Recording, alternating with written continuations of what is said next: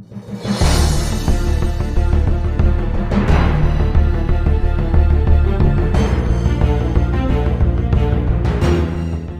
friends, I am Manohar and you are watching my channel Educational Manohar. Today I brought for you class 8th English second unit test question paper with its answers. So in this paper we will see all the questions and also we will see how to write their answers. तर नमस्कार मित्र मैत्रिणींनो, मी आपल्यासाठी आज घेऊन आलोय class 8 म्हणजेच वर्ग 8वीच्या इंग्लिश या विषयाचा सेकंड युनिट टेस्टचा येऊ शकणारा पेपर, त्या प्रश्नांची येऊ शकणारी उत्तरे. चला तर मग जास्त वेळ न करता या व्हिडिओला आपण सुरुवात करूया.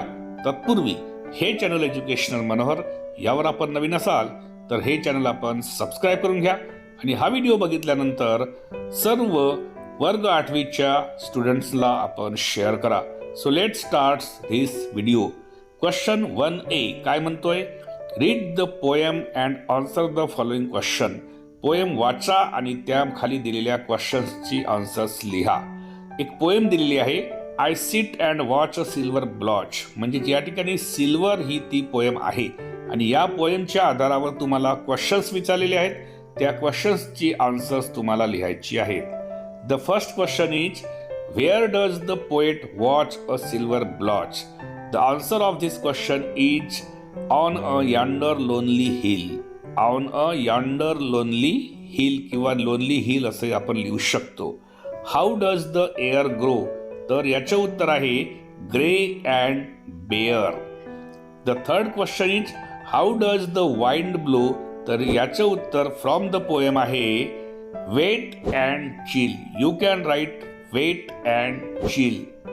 The next question is, which bird is described in this poem? या पोएम मध्ये कोणता बर्ड डिस्क्राइब करण्यात आलेला आहे?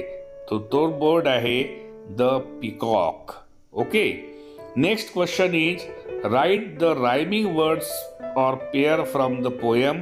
तर या ठिकाणी रायमिंग वर्ड्सच्या ज्या जोड्या आहेत त्या आपण लिहू शकतो. कोणत्या कोणत्या लिहू शकतो बघा, आपण बघूया. एक लिहू शकतो आपण hill and chill and the next one is bear and shower. या ठिकाणी आपण लिहूया hill and chill, the next one is bear and shower. Now the next question is, when does a peacock dance and how. तर याचं उत्तर from the poem आपण लिहू शकतो बघा, वर दिलेला आहे. The peacock don his blue and bronze and under the falling shower spreads out his plumes and swiftly blooms.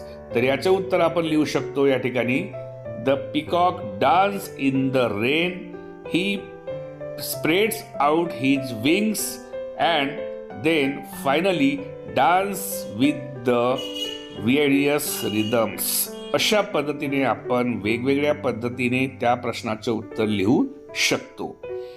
The next question is, find the meaning of words in to Marathi. या दिलेल्या शब्दांचा तुम्हाला मराठी मीनिंग सांगायचं आहे.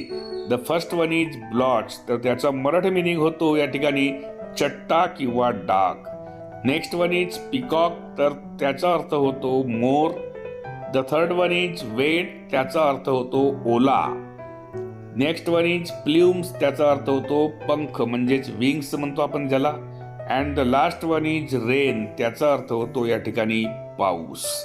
तर अशा पद्धतीने मी आपल्यासाठी आज घेऊन आलो होतोय class 8 subject English second unit test येणारा क्वेश्चन पेपर आणि त्या क्वेश्चन पेपर मधील दिलेल्या प्रश्नांची उत्तरे. आशा करतो हा व्हिडिओ आपल्याला आवडला असेल. व्हिडिओ आवडला तर त्याला एक लाईक आणि जास्तीत जास्त शेअर करायला आपण विसरू नका. आणि हे चॅनल एज्युकेशनल मनोहर यावर आपण नवीन असाल तर हे चॅनल आपण सबस्क्राईब करायलाही विसरू नका. चला तर अशाच एका पेपरमध्ये पुन्हा आपण भेटणार आहोत. तोपर्यंत सर्वांना माझा नमस्कार.